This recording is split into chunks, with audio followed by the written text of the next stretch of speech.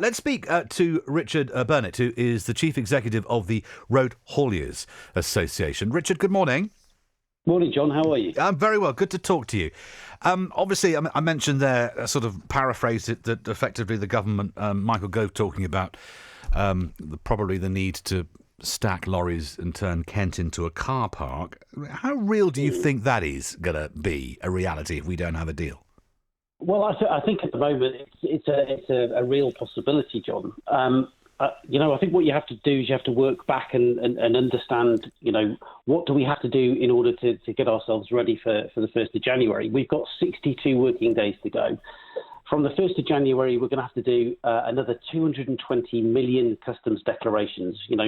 The last time we had to do this was 37 years ago when we joined the EU. And now we've lost all that experience, and we're having to put these processes back in place. Right. So those 220 million declarations, additional declarations, need another 50,000 customs agents. These are customs agents that work for customs brokers. We have in the UK at the moment 5,000, and we're trying to recruit more customs agents. But that simply isn't happening within the market, and there is a significant shortage. So if you can't do the paperwork, you can't do the customs declarations in order to send your vehicle to Europe, then effectively that means that trade stops. And that's the likely impact. Or you try and send your product still, and if you haven't got the paperwork, it's going to get turned around, and that's when we're going to have queues in Kent. So at this stage, it feels like it's a very probable and likely consequence of what we're facing. But the reality of that, Richard Burnett, is if that was the case and it was all about the paperwork and we've got 10% of the people available to do the job that is required, France aren't going to get their widgets and we're not going to get Spain's lettuces. And that's not going to happen, is it? Well, you would hope not. You would hope at some point there's going to be some sort of realisation. And you're right, John. This isn't just about the UK getting themselves ready. This is also about the EU preparing themselves and getting themselves ready. But we were talking to hauliers and distribution businesses in Spain last week. They haven't got the infrastructure in place. They haven't got the experience, the knowledge in place either.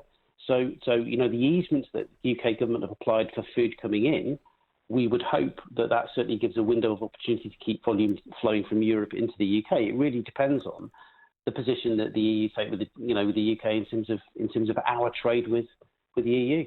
So from your point of view, from the association, the Road Haulers Association, it's not so much about tariffs, it's the mechanics. It's the actual mechanics of getting, a lorry load of apples from Somerset to a factory making apple puree in Portugal. It's the logistics of doing that. That's what the problem is. That's the problem, John. I mean, whether we get a deal or we don't get a deal, this paperwork is still going to need to be completed. And, the deal will dictate what the tariffs are going to be applied against the customs codes in order to dispatch the product. That will also decide, depending on the deal, it will decide whether or not, trading with the EU is a viable I guess approach in future, depending on what those tariffs, are. Well, that'll be down to the apple grower to use that analogy, the apple grower in Somerset will have to work out whether it's worth his while sending those apples all the way to Portugal to turn it into puree or not. Correct. But like I said, with a deal or without a deal, this process needs to be put in place. And I think, what your listeners need to understand is that we only got a border operating model from government to tell us how this border is likely to work in July of this year. We've been asking for it for the last 3 years. So how can business prepare itself if it doesn't have the fundamental basics of what it requires in order to give guidance in those business processes?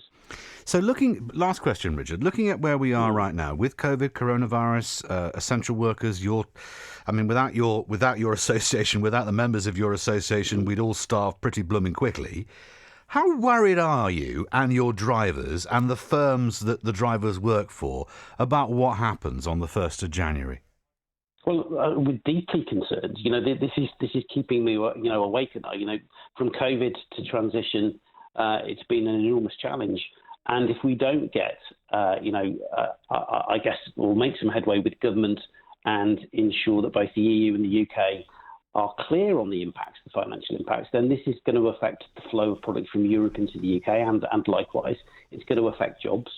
And, we're a volume-based industry. If that volume drops, then effectively we've got less stuff to shift. But it also has a primary impact on, like I said, retail and manufacturing in the UK. So this is a real issue we need to consider. Richard, I'm very grateful for your time this morning, and thank you for coming on the programme. Very grateful. Richard Burnett there, who is the Chief Executive of the Road Hauliers Association.